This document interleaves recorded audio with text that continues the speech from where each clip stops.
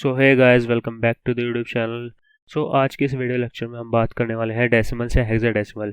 जैसे कि हमने लास्ट वीडियो में बात कर चुके हैं, डेसिमल से बाइनरी और डेसिमल से ऑक्टल में कन्वर्जन हमने कर लिया है ऑलरेडी। और अब किसी को ना पता हो तो मैंने डिस्क्रिप्शन में लिंक डाल दिया है, वरना आई बटन पे आ रहे होंगे, वरना आप डायरेक्ट जाके डाटा रिप्रेजेंटेशन की प्लेलिस्ट को एक्सेस कर सकते हैं। वहाँ पे सारी वीडियो पोस्ट कर चुका हूँ मैं, ठीक है। अब जिसको इस चार्ट के बारे में ना पता हो, वो डाटा रिप्रेजेंटेशन की फर्स्ट वीडियो को, जो है इंट्रोडक्शन टू डाटा रिप्रेजेंटेशन, उसको जाके देख लेना एक बार। इस चार्ट के बारे में मैंने उस वीडियो में पूरा प्रॉपर बताया हुआ डिटेल, और वरना आप डिस्क्रिप्शन में जाके चेक कर सकते हो, वहाँ पे सारे लिंक आपको मिल जाएंगे ऑलरेडी। आज हम बात करने वाले हैं डेसिमल से हेक्साडेसिमल। अब जैसे कि सबको पता है, डेसिमल ऊपर लिखा हुआ है और हेक्साडेसिमल जो है वो नीचे लिखा हुआ है, ठीक है। अब ऊपर लिखा हुआ है डेसिमल, जिसका बेस है 10, जिसमें डिजिट यूज हो रही है 0 से 9, 0 to 9, ठीक है। हेक्साडेसिमल यहाँ नीचे लिखा हुआ है, जिसका बेस 16 है, जिसमें डिजिट यूज हो रही है 0 to 9, और A B C D E F जो है हमारे अल्फ़ाबेटिक करेक्टर यूज हो रहे हैं। A को हम 10 बोलेंगे, B 11, C 12, D 13, ये 14, ये 15, ठीक है। तो ये हमारे सारे अल्फ़ाबेटिक करेक्टर्स है। A to F यूज होंगे, A को 10 बोलेंगे, और B C D E F तक हमारे हैं, ठीक है। अब हम बात कर लेते हैं इसमें हमें क्या करना है। डेसिमल से अगर हमें हेक्साडेसिमल में जाना होगा तो क्या करेंगे। यार, डेसिमल से हेक्साडेसिमल में जाने के लिए हम नीचे जा रहे हैं। नीचे जाने का मतलब ये मैंने करवाया था, अगर हम नीचे जाएंगे तो हम डिवाइड करेंगे। अब मैं सिंपल सा इसको छोटा करके एक एग्जांपल ले लेता हूँ, और उसमें देखते हैं हम कैसे क्या करेंगे। और डिवाइड हमें किससे करना होता है? डिवाइड हमें उससे करना होता है जिस बेस में हम जा रहे होते हैं। किस बेस से जा रहे हैं? 10 बेस से जा रहे हैं और 16 बेस में जा रहे हैं। 16 से हम डिवाइड करेंगे, 16 से डिवाइड करेंगे मतलब है 16 से एलसीएम लेंगे, ठीक है। अब चलते हैं क्वेश्चन की तरफ। देवियों एंड सज्जनों, ये आपकी स्क्रीन पे पहला क्वेश्चन आ चुका है, जो कि है 75 का बेस 10, जो कि एक डेसिमल नंबर है। अब हमें उसको कन्वर्ट करना है एक हेक्साडेसिमल नंबर में। हेक्साडेसिमल का बेस होता है 16, तो हम इस 75 जो है हमारा डेसिमल नंबर है, इसको हम हेक्साडेसिमल में कन्वर्ट करेंगे भाई साहब, ठीक है। अब हम कैसे करेंगे इसको हेक्साडेसिमल में कन्वर्ट? हमें क्या करना है, सिंपली हम जैसे करते थे नॉर्मली एलसीएम लेंगे। एलसीएम किसका लेंगे? इसका लेंगे, 75 का लेंगे। और किससे लेंगे? इससे लेंगे जिसमें कन्वर्ट कर रहे हैं, ठीक है। 16 बेस में जा रहे हैं, 16 बेस में हम कन्वर्ट कर रहे हैं। किसको कर रहे हैं? 75 एक डेसिमल नंबर है, उसको कर रहे हैं। और हम एलसीएम क्यों ले रहे हैं? क्योंकि हम डेसिमल से, जो मैंने ऊपर आपको दिखाया था स्टार्ट में, डेसिमल से हेक्साडेसिमल जा रहे हैं, मतलब हम नीचे जा रहे हैं। नीचे जाने का मतलब डिवाइड कर रहे हैं। नीचे जाने का मतलब ये है कि ये डेसिमल ऊपर लिखा हुआ है, हेक्साडेसिमल नीचे लिखा हुआ है। ये मैंने चार्ट बनाया था, अगर किसी को ना पता हो तो डाटा रिप्रेजेंटेशन की फर्स्ट वीडियो एक्सेस कर लेना, इंट्रोडक्शन टू डाटा रिप्रेजेंटेशन। उसमें मैंने पूरी डिटेल में बताया हुआ कि इस चार्ट को यूज़ करके हम सिंपली हम कैसे कन्वर्ट कर सकते हैं एक दूसरे को, डेसिमल से बाइनरी, बाइनरी से ऑक्टल एंड ऑल, जितने भी कन्वर्जन है वो हमें इजीली याद रहेंगे कि हम नीचे जा रहे हैं तो डिवाइड करेंगे, ऊपर जा रहे हैं तो मल्टीप्लाई करेंगे। तो अब हमें डेसिमल से हेक्साडेसिमल जाना है, तो हम सिंपली डिवाइड करेंगे, ठीक है। तो यार मैं इसको सिंपल मैंने लिख दिया है 16 से, मैं इसको एलसीएम लूँगा 75 को। तो 16 की टेबल में 16 की मैं छोटी सी टेबल लिख देता हूँ यहाँ पे बच्चों वाली। तो यार यहाँ पे मैंने 16 की टेबल लिख दी है। तो अब देख सकते हो 16 की टेबल में 75 तो आता ही नहीं, तो हम उससे नीचे वाले से डिवाइड करते थे। तो अब 16 की टेबल में 64 आता है। 64 किस पे आता है? 4 पे आता है, तो सिंपली मैंने 4 लिख दिया यहाँ पे। अब 75 में से 64 चला जाएगा तो कितना बचेगा? माइनस करेंगे तो 11 बचेगा। 11 को हम रिमाइंडर को हम यहाँ साइड में लिखते थे। अब जो है हम रिवर्स ऑर्डर में चलते थे। बेटा बिल्कुल बच्चों की तरीके से समझा रहा हूँ, एक एक माइनस करके भी दिखा रहा हूँ, ठीक है। तो ध्यान से समझना, किसी को कोई डाउट हो ना तो भाई कमेंट कर देना, किसी को कोई डाउट हो, या फिर डायरेक्ट आप इंस्टाग्राम पे आ जाना। इंस्टाग्राम पे तुम्हारा भाई एक्टिव रहता है 24 घंटे, ठीक है। तो वहाँ पे आके आप मैसेज कर देना। अब देखो यार, मैं रिवर्स ऑर्डर में चलते थे हम यहाँ पे। तो अब यहाँ पे सिंपली 4 लिखा हुआ है, अब 4 को मैं यहाँ लिख देता हूँ, ठीक है। अब 4 के बाद क्या है? 11 है। अब इसमें भाई साहब देखो हेक्साडेसिमल लिखा हुआ है, और हेक्साडेसिमल में हमारे पास 11 किसको बोलते थे हम? जैसे कि ए जो था, बी जो था, सी जो था, डी जो था, ई था, एफ था। तो ए को मैं बोलता था 10, बी 11, सी 12, ठीक है। डी जो भी है आगे आगे चलता रहता था। मैं यहाँ पे सिंपल लिख देता हूँ 14, 15, ठीक है। ये हम बोलते थे इनको। तो ए जो है वो 10 बोलते थे, बट यहाँ पे है 11, तो भाई साहब यहाँ पे बी है, तो बी को मैं यहाँ पे ऐसे के ऐसे लिख देता हूँ, ठीक है। तो 75 डेसिमल नंबर था, उसका हेक्साडेसिमल नंबर बनेगा 4b, ठीक है। तो ये हमारा हो चुका है फर्स्ट एग्जाम्पल। अब चलते हैं, शिफ्ट करते हैं नेक्स्ट एग्जाम्पल की तरफ, थोड़ा सा बढ़िया सा एग्जाम्पल लेते हैं। मित्रों, ये आपकी स्क्रीन पे एक नेक्स्ट क्वेश्चन आ चुका है, जो कि है 423, बेस 10 है उसका। हमें पता है ऑलरेडी बेस 10 होता है तो डेसिमल नंबर होता है, तो ये 423 एक डेसिमल नंबर है। अब इसको हमें किस में कन्वर्ट करना है? 16 बेस में करना है। 16 बेस क्या होता है? हेक्साडेसिमल नंबर होता है। तो हम इसको कैसे हेक्साडेसिमल में कन्वर्ट करेंगे? नीचे जा रहा है डेसिमल से हेक्साडेसिमल जा रहा है, तो नीचे जा रहा है तो क्या करते थे, डिवाइड करते थे, सिंपल। तो अब मैं इसका सिंपल सा एलसीएम ले देता हूँ यहाँ पे। 423 का एलसीएम लूँगा, किससे लूँगा, जिस बेस में जा रहा हूँ। किस बेस में जा रहा हूँ, 16 बेस में जा रहा हूँ। 16 बेस क्या होता है, हेक्साडेसिमल नंबर होता है। तो 16 बेस में जा रहा हूँ, तो 16 बेस से अब मैं इसको डिवाइड करूँगा। देखो यार, छोटी सी टेबल मैंने यहाँ लिखी हुई है ऑलरेडी, तो 16 की टेबल में 42 तो आता ही नहीं है, तो 16 टू जा जो होगा वो 32 हो जाएगा। अब जो भी हमारा माइनस वाइनस करके हम जो जैसे भी करते हैं, तो यहाँ पे देखो मैं पूरा एक डिवाइड करके दिखा देता हूँ तुम्हें ढंग से, इज्जत से, ठीक है। तो 16 की टेबल में 16 टू जा क्या होता है, 32 होता है, ठीक है भाई। अब 42 में से 32 चले जाएंगे तो हमारा 10 बचता है। यहाँ पे 103 आ गया। अब 103 किस पे जाएगा, अब देखो मैं इसको थोड़ा सा एक्सटेंड कर लेता हूँ आगे टेबल को। तो यार देखो, जैसे कि यहाँ पे 16 टू 32 हो चुका है। अब मैंने माइनस कर दिया, यहाँ पे 10 आ चुका है। 3 मैंने ऊपर से निकाल दिया, नीचे कर दिया बिल्कुल, क्योंकि 10 तो 16 में आता ही नहीं है। तो अब यहाँ पे 16 6 जो होता है वो 96 होता है, तो 16 6 जो होगा 96 होगा। अब 96 में से जो भी जाएगा 7 बच जाएंगे यहाँ पे, जो ये रिमाइंडर होता है, ये क्वेश्चन होता है। तो अब जो है 26 पे ये गया है, तो मैं 26 यहाँ लिख देता हूँ। रिमाइंडर कितना बचा है, वो हमारा बचा है भाई साहब 7, ठीक है। तो यहाँ पे मैंने 7 लिख दिया ऑलरेडी। अब देखो यार 26 बच चुका है, तो 26 को अब मैं डिवाइड करूंगा। 16 की टेबल में 26 आता नहीं है, तो 16 वन जा 16 चला जाएगा। अब 16 वन जा 16 तो चला गया है। अब कि क्या बचेगा, रिमाइंडर क्या बचेगा इसमें से, 26 में से जब 16 माइनस करेंगे तो 10 रिमाइंडर बचता है, जैसे कि हमें पता ही है। अब देखो यार, ये जो है ना, ये हमारा बन चुका है, क्योंकि ये लास्ट में जो है 1 आ चुका है। अब 16 की टेबल में 1 तो आता ही नहीं है, तो ये यहीं पे स्टॉप हो चुका है। अब मैं इसको सॉल्व कर देता हूँ। सॉल्व इन द सेंस, अब मैं इसको रिवर्स ऑर्डर में लिख देता हूँ। रिवर्स ऑर्डर में जो है ये 1 है, और 1 को हम कैसे लिखते थे, जैसे कि हम 1 को लिखते ही है ऑलरेडी, हमें पता ही है। 1 को हम ऐसे ही ऑलरेडी हम नॉर्मल लिखेंगे। अब जो है 10 जो है वो हेक्साडेसिमल में कैसे क्या बोलते हैं उसको, ये मैंने यहाँ पे टेबल बनाई हुई है, ये देख लो। ये इधर ये ए को हम 10 बोलते हैं, तो मैंने यहाँ पे 10 की जगह जो है यहाँ पे मैं क्या लिखूंगा, यहाँ पे मैं ए लिख देता हूँ, ठीक है। ये मैंने 1 लिखा है, यहाँ पे मैं थोड़ा सा सफाई से लिख देता हूँ, ठीक है। अब जो है ये बच गया 7। अब मैं 7 को कुछ ऐसे ही नॉर्मल लिखूंगा, क्योंकि हमारे जो अल्फ़ाबेट होते हैं वो भाई साहब ए से स्टार्ट होता है, ABCDEF, और ए को हम 10 बोलते हैं। तो 7 जो है वो डिजिट ही है, नॉर्मल हम डिजिट लिख सकते हैं यहाँ पे 7। अगर हमारा 10 हो, 10 आ रहा हो, जैसे कि यहाँ पे 10 आ गया था, तो हम 10 को हम ए लिख देते हैं। अगर हमारा 10 की जगह यहाँ पे 11 आ रहा होता, तो हम यहाँ ए की जगह बी लिख देते, ठीक है। तो ऐसे हम लिखेंगे। तो ये इसका एक सोल्यूशन बन चुका है इस प्रॉब्लम का।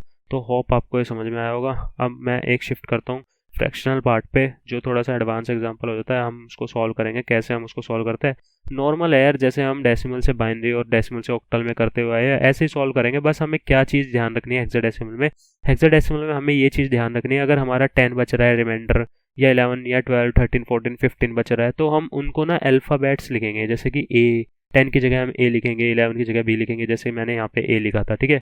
तो हमें बस हेक्साडेसिमल में यही याद रखना, और कुछ याद नहीं रखना, ठीक है। अब मैं शिफ्ट करता हूँ फ्रैक्शनल पार्ट वाले एग्जाम्पल पे। सो यार मैंने ये अपना नेक्स्ट एग्जाम्पल स्क्रीन पे लिख दिया है, जो कि है 423, और ये जो बिंदु से लगी हुई ना, इसको हम डेसिमल बोलते हैं या पॉइंट बोल सकते हैं। हम यहाँ पे नॉर्मल हम पॉइंट बोल देते हैं, ताकि आप कंफ्यूज ना हो डेसिमल नंबर और इस डेसिमल पॉइंट से। तो मैं इसको यहाँ पे पॉइंट बोल देता हूँ। यहाँ पे मैंने एक पॉइंट लगा दिया है, ठीक है, 423.03125, जो कि ये एक पूरा जो है डेसिमल नंबर है। अब हमें इसको करना है 16 बेस में। 16 बेस मतलब हेक्साडेसिमल नंबर है।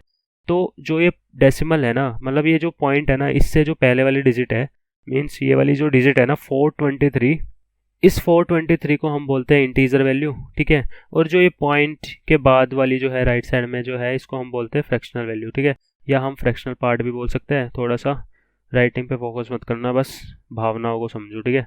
अब मैंने यहाँ पे लिख दिया है। अब मैं इसको हटा देता हूँ एक बार। आप होप आपको समझ में आ चुका होगा कि इंटीजर वैल्यू क्या है और फ्रैक्शनल वैल्यू क्या है, ठीक है। तो अब 423 जो है इंटीजर पार्ट है। अब हम इंटीजर पार्ट को हम नॉर्मली हम सॉल्व करते थे एलसीएम निकाल के, जैसे कि हम एलसीएम निकालते हैं वैसे ही हम सिंपल से एलसीएम निकालेंगे यहाँ पे। और मैंने ऑलरेडी एग्जांपल लिया हुआ है 423 वाला, तो मैं उसको यहीं पे ले आता हूँ एक बार, और इसको मैं बड़ा कर देता हूँ। देखो यार 423 का जो मैंने एग्जाम्पल लिखा था वही है, सिंपल है यार, बिल्कुल एलसीएम निकालना है, ऐसे ही एलसीएम निकालना है। और इसका आंसर क्या आ रहा था, 1A7। तो मैं क्या करता हूँ, यहाँ पे लिख देता हूँ 1A7, ठीक है। 1 और यहाँ मैंने लिख दिया A, और यहाँ लिख दिया मैंने 7, ठीक है।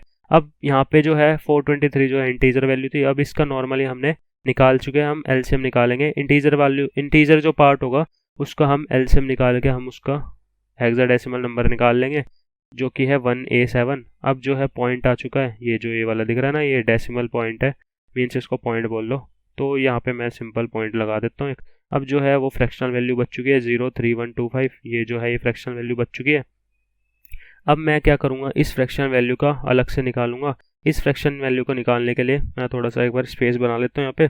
अब देखो यार, इस फ्रैक्शन वैल्यू को निकालने के लिए ना सिंपल हमें कुछ नहीं करना, बिल्कुल ईजी है, बिल्कुल ईजी, ठीक है। तो यार देखो, जो भी ये ना पॉइंट के बाद जो नंबर है ना 03125, ये जो है ये है फ्रैक्शनल पार्ट। तो हम फ्रैक्शनल पार्ट को कैसे सॉल्व करते हैं, हम सिंपल इसको सॉल्व करते हैं। मैं यहाँ पे लिख देता हूँ 0.03125।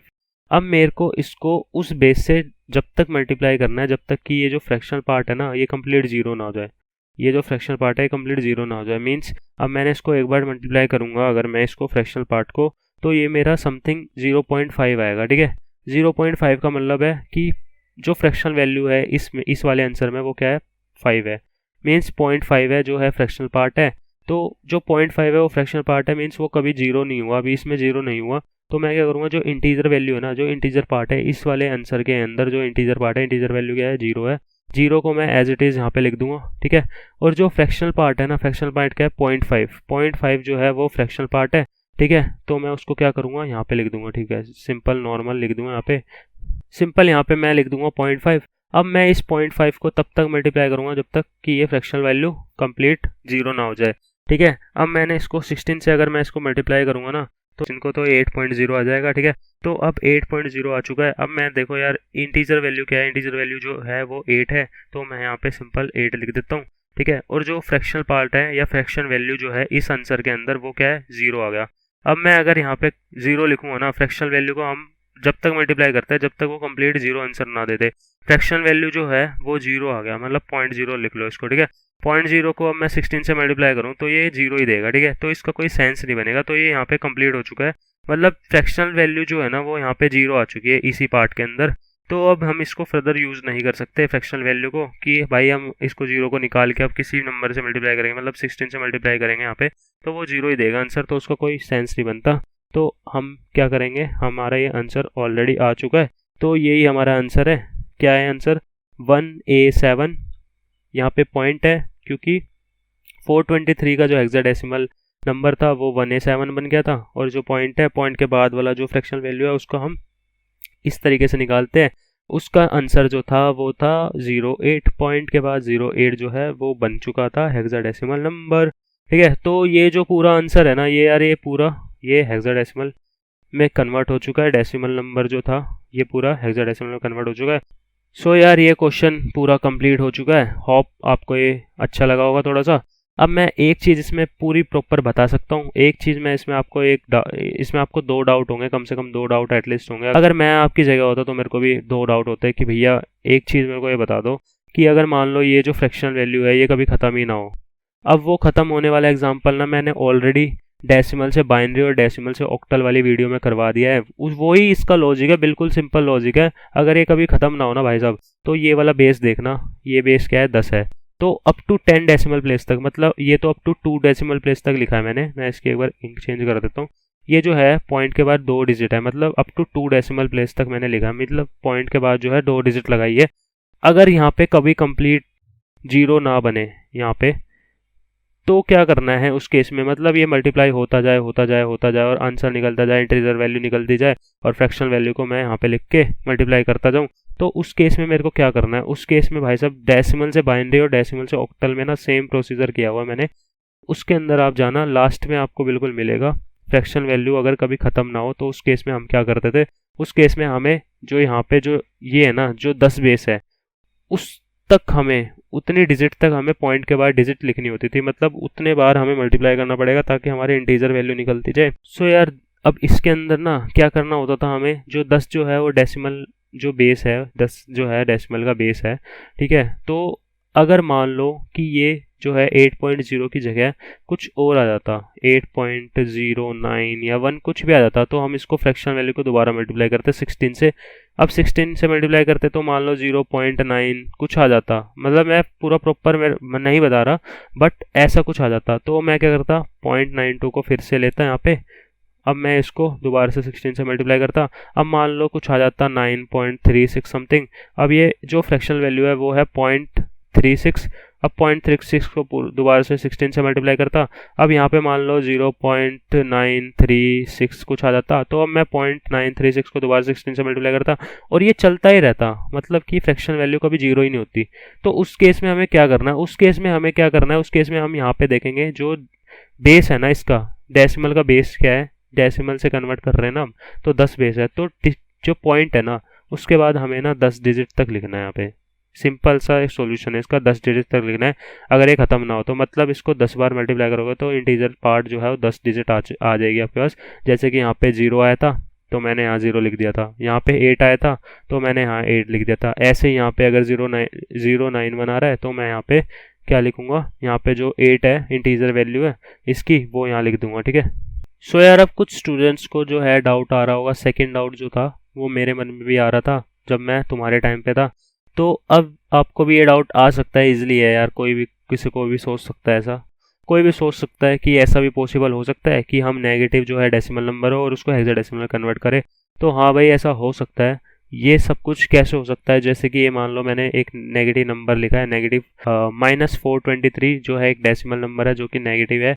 अब उसको मेरे को हेक्साडेसिमल में कन्वर्ट करना है जो कि 16 बेस है। अब मैं इसको कैसे हेक्साडेसिमल में कन्वर्ट करूँगा, तो उसके लिए मैं क्या करूँगा, उसके लिए मेरे को ना पहले इस जो डेसिमल नंबर है ना इसको मेरे को पहले बाइनरी में कन्वर्ट करना पड़ेगा, मतलब बेस 2 में कन्वर्ट करना पड़ेगा, क्योंकि जो नेगेटिव नंबर है ना उसकी रिप्रेजेंटेशन जो होती है वो बाइनरी नंबर में ही हम 1s 2s कॉम्प्लीमेंट जब करते हैं उसके अंदर होती है। नेगेटिव नंबर रिप्रेजेंटेशन जो है 1s and 2s complement only binary के अंदर होती है, ठीक है। तो अब इसके अंदर ना मेरे को डेसिमल से बाइनरी पहले करना पड़ेगा, मतलब मैं नेगेटिव नंबर को जो है बाइनरी में कन्वर्ट करूंगा।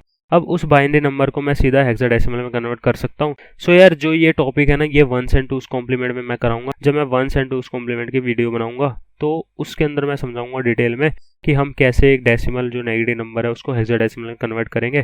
सो आज की वीडियो में इतना ही, ठीक है। इस वीडियो में हमने देखा है डेसिमल से हेक्साडेसिमल कैसे हम जाना है, डेसिमल बेस 10 था, हेक्साडेसिमल बेस 16 था, ठीक है। तो हम डेसिमल से हेक्साडेसिमल में कुछ हमने नॉर्मल एग्जांपल लिए, कुछ हमने अच्छे एडवांस एग्जांपल लिए, कुछ हमने फ्रैक्शनल वैल्यू जो था उसके अंदर इंक्लूड थी वो वाले एग्जांपल लिया, कुछ हमने नेगेटिव पार्ट देखा।